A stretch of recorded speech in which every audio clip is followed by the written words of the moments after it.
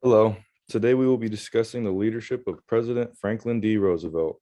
My name is Chase Wallace, and I am joined today by Luke Bernacki, Tyler Campana, and Gerardo Rios. First, we'll start by introducing FDR, then we'll discuss his followers, then the situation under his presidency, and finally his leadership behaviors. As a young man, FDR had to overcome major obstacles. At age 39, Roosevelt and his family took a trip to their vacation home off the coast of Maine. During this trip, his family contracted a sickness that everyone recovered from except for FDR. The disease was polio, and it left FDR incapacitated for the rest of his life. Although he was disabled, it was polio that developed his character and made him resilient. He became more focused and acquired an unparalleled charisma that helped gain popularity during a time when a leader needed to emerge. The type of power that Roosevelt displayed in his early career include personal power and prestige power. Personal power is power derived from a person rather than an organization, and prestige power is a form of personal power that stems from one's status and reputation. This began with his lineage. Franklin D. Roosevelt was related to the very prominent Theodore Roosevelt. Also, before becoming president, Roosevelt held many positions of power, including Assistant Secretary of the Navy, New York State Senate, and Governor of New York.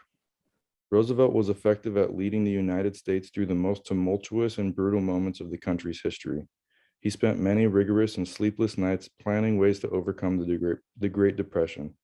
Although he made vital changes that were essential, his followers reinforced why he was one of the best presidents in American history. Roosevelt's followers consisted of the American people, his administration, the free world, and the Democratic Party. At the time of the 1932 presidential election, the US was going through the Great Depression. They needed a leader that was going to get them through what they were going through. They put their faith in Roosevelt that he was the right man to lead them to better times. Roosevelt had to adapt to their needs to help the American people regain faith in themselves and in their country. He did this by implementing new policies such as the New Deal and other changes he made within the government. Within his administration, he had advisors who would follow him throughout his time in office to help him with speeches. His advisors consisted of Harry Hopkins, who was the Secretary of Commerce between 1938 and 1940, before becoming his advisor, Samuel Rosenman, and Robert Sherwood. He would help Roosevelt make drafts for his speeches he would give out to the US people, but Roosevelt would be the last one to decide what he would say. The free world was a follower to what Roosevelt did. While in office, Britain was at war with the German army. They needed help from America, but the American people did not want to get involved with the war.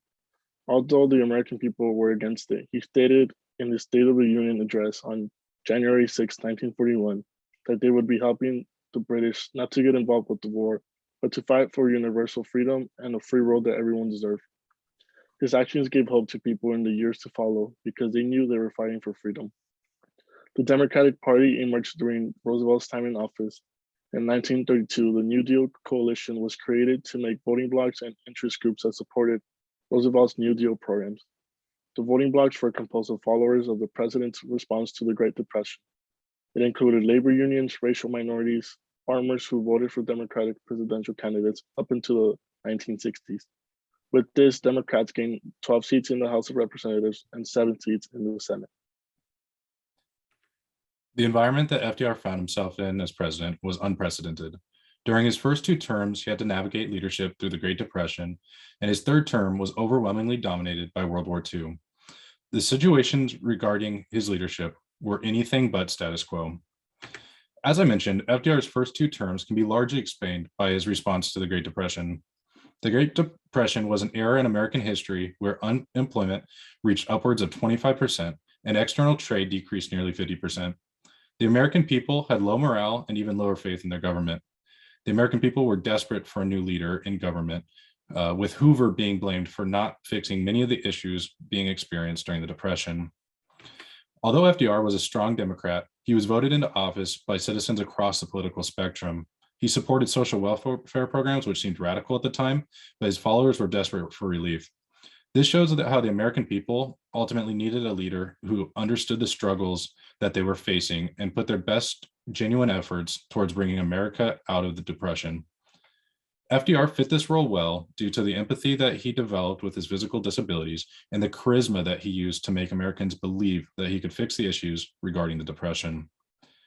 Leading into his third term, FDR saw global tensions rising and fascism taking over in Germany, Italy, and Japan. When Japan attacked Pearl Harbor in 1941, America was forced into the war. American goals switched to winning the war, which lasted 6 years with nearly 420,000 American deaths. The American economy was completely switched to supporting war efforts, which largely impacted the state of the American economy. At this point, Americans needed a leader which would inspire hope, yet be strong and decisive when regarding war efforts. The world needed an American president who would collaborate with the Allied forces, and in many cases, FDR represented the leader of the free world during this period. He was forced to adapt to the pressures of this situation and did so well. Luke will now give more insight into FDR's leadership behaviors. So in many ways, FDR is the archetypal transformational leader, not only for what he did, but also how he did it. FDR garnered the overwhelming support of American voters through establishing a clear and compelling vision with the promise of a New Deal. He used innovative thinking by assigning complicated tasks to his aides to generate the best methods of enacting his vision. And he had the emotional intelligence at the same time to maneuver organizational politics to his advantage and stay composed under immense societal and global pressures. What really differentiates FDR as a leader is his charismatic leadership through inspiration.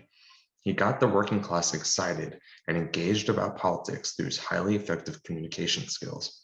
He did this through his masterful choice of words.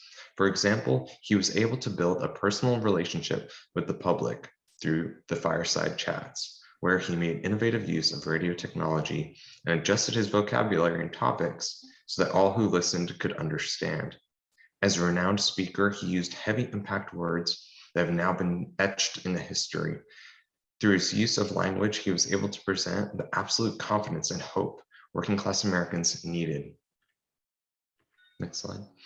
One example of how FDR was a perfect fit for the situation the world found itself in is his handling of the Great Depression and the dwindling faith in government that came with it, which he met with his first 100 days in office, where he ended the bank runs and began to implement New Deal policies.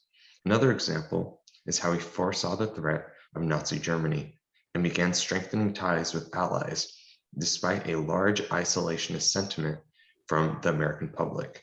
FDR responded by establishing Lend-Lease to Britain and convincing the public to support fellow democracies before the US really entered the war after Pearl Harbor. And so as a measure of effectiveness, we can always look to the results. He ended the financial panic of the Great Depression and established many governmental agencies that employed millions. He set up Social Security, fair labor standards, and more, and he helped to win World War II for the Allies. Next slide. So FDR is truly a transformational leader who changed the federal government and the world. His effectiveness in his time won him an unprecedented 4 terms, and his long-term impact has resonated so much that he's considered in the top 3 presidents alongside Washington and Lincoln. Thank you.